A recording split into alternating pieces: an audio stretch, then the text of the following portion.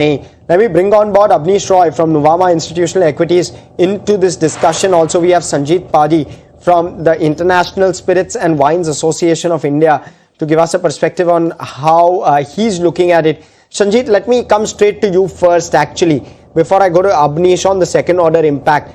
Talk to us about what this does in terms of pricing pretty much immediately. Does this mean price hikes of maybe 5, 10, 15? What's the kind of range that we're expecting? Yeah, hi. I think let me just first clarify one thing and just to set the record straight. Karnataka had pricing freedom. That means you could go and set your pricing based on what you thought the market could bear. But there was a caveat. You see, Karnataka doesn't have country liquor, so the prices of products which cater to the common man, which what we used to call slab 1 to 5, used to be controlled by the government, but pricing beyond that was free. So what has now happened is, I think the government has said we will no longer be involved in setting pricing decisions as far as the full category is concerned. So that's the first point which I thought I'll clarify. So in terms of large companies and the Radico Khaitans, the Allied Blenders, etc., this would make absolutely no difference. The second is your question on consumer prices. Now, consumer prices are determined by the taxation policy, and as of yet, we do not have a sense of how the duty structure is going to be in the 8 slabs. So that would be a little premature to say whether prices will go up or come down, because we should not also forget that at the higher end of the market, Karnataka is one of the most expensive markets. To the extent that at certain categories the price is almost double of what you pay in a Goa or a Haryana.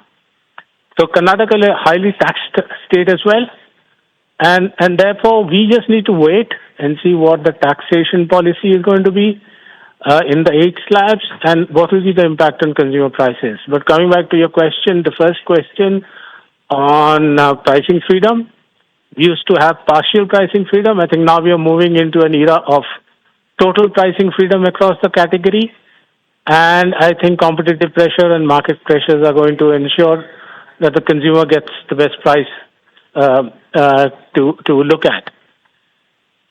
Thank you. Right. Abneesh, for one of the largest states for liquor consumption, tell me what is your own sense of what could the implications be for players? Yeah, thanks. So we are positive on the entire alcohol sector, and we have a buy on United Spirits, United Breweries, Allied Blenders. Yes, we have put out that we need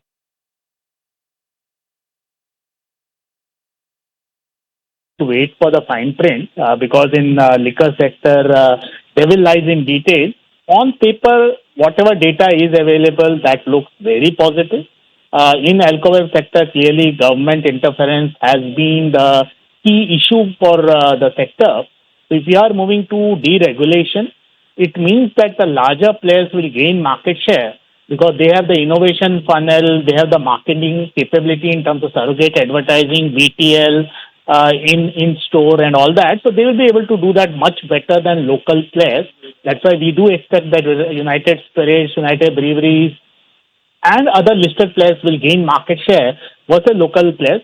Yes, in terms of pricing, it seems that beer will become a bit more positive versus spirits because it does say that alcohol content is important in terms of determining the taxation. But yes, we'll wait for details because clearly in the freebie era, because Karnataka also offers a lot of freebies to the citizens, it's a good thing to see that state governments now are working with the alcohol sector because that is the biggest revenue generator post GST. And here Uttar Pradesh has been the gold standard. So yes, we'll wait for details, but clearly it's a positive for both beer and spirits. Looks more positive for beer, but as I said, in terms of details when it comes, we'll know what is the level of the advantage, what will be the threshold level of taxation.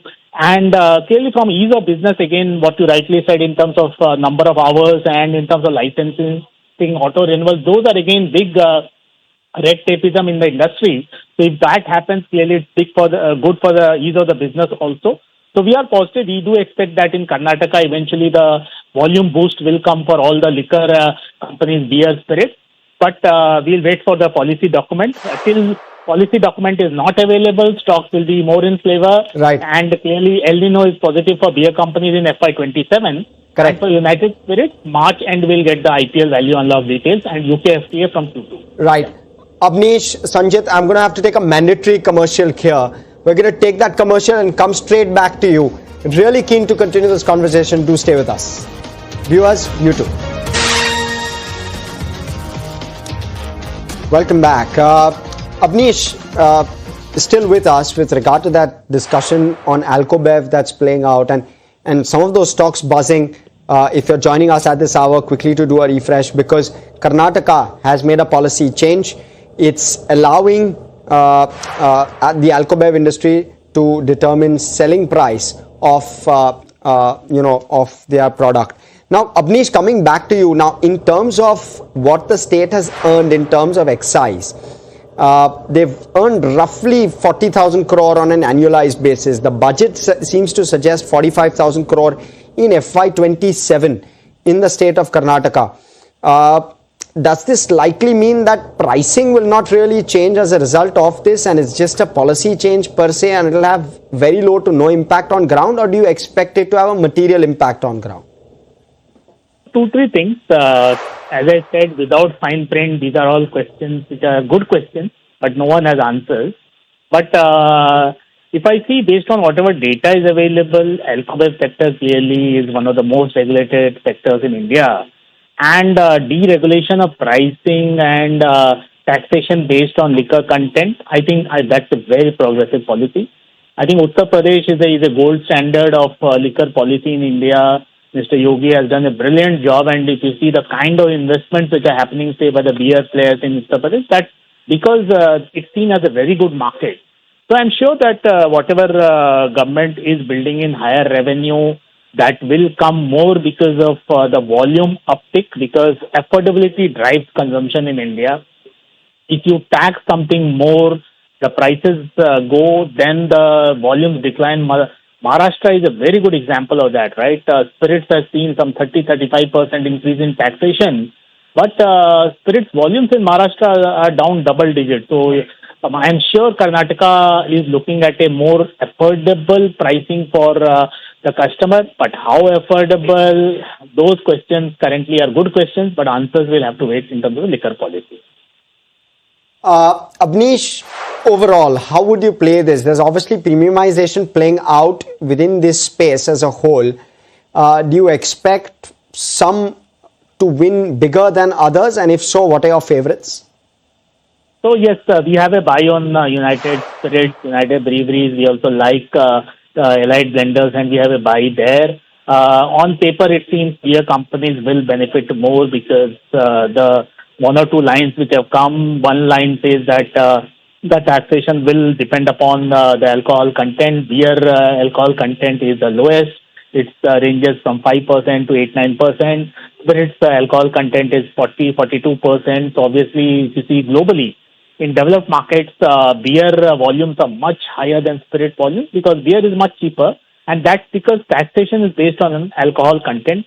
If Karnataka is actually moving there, and it seems it is moving there, but we'll wait for the details, it seems beer companies will benefit more. So yes, the United Breweries that way could see a much stronger FY27 because FY26, if you see, beer companies had a nightmarish year in Karnataka. So you have a double benefit, very low base, plus beer becomes a bit more cheaper than spirits. My sense is spirits could also be cheaper because deregulation means companies will have full flexibility in terms of pricing, and companies always go for affordability because volume game is the main game, and they will gain market share from the local players. So I see small players losing market share. So United Spirits, United Breweries are the number one company in their number one or the leader in their space. Allied Blenders also expanding. So yes, we are positive on all three, but local regional players will lose out. But good part is most of them are unlisted space. So we'll have a buy on UP, United Spirits and Allied Blenders. Okay. Good to get in those thoughts, Abneesh. Thanks as always for your time. Good to be speaking with you. Well, it's the Nifty Bank. Can't get your eyes off that because that single-handedly, thanks to the